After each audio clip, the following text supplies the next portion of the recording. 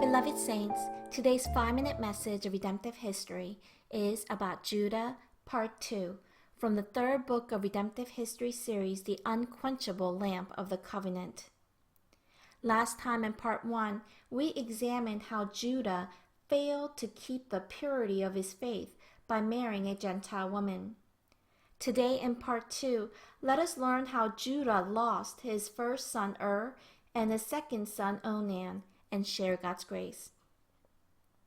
Judah became the father of Onan, and Shelah by the daughter of Shua.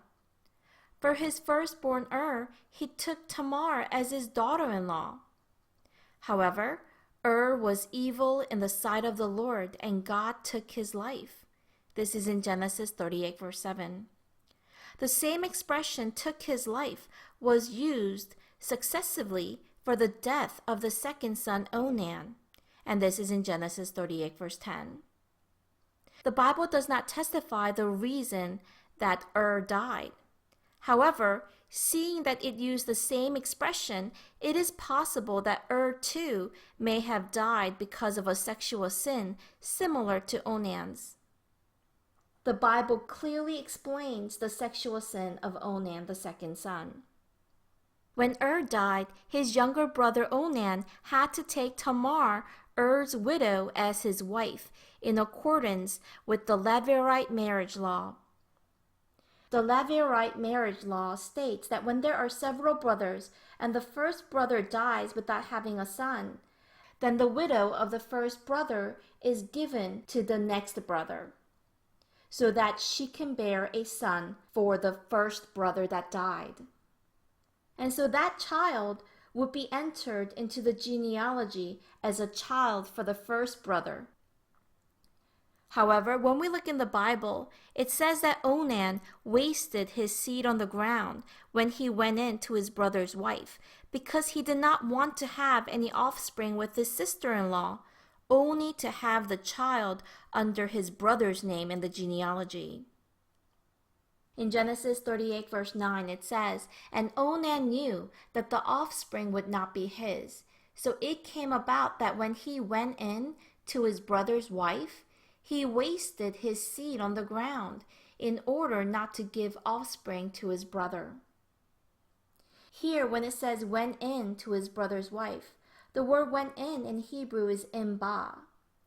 This means that it did not happen just once, but that Onan did this repeatedly.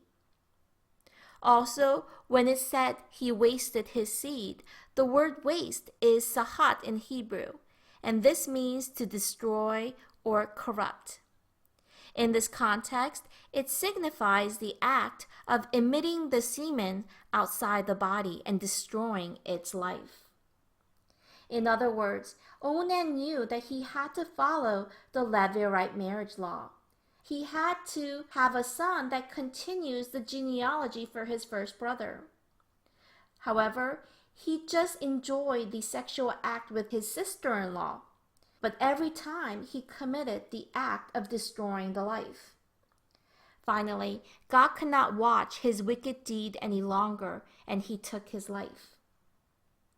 Everyone, a fallen man, lives his life sinning. Out of all those sins, though, there is a sin that God proclaimed that he will directly judge in his anger, and that is sexual sin. That is because sexual sin is directly connected to life. In Hebrews 13, verse 4, it says, "Marriage should be honored by all, and the marriage bed kept pure, for God will judge the adulterer and all the sexually immoral." Beloved saints, sin kills life, but God gives life.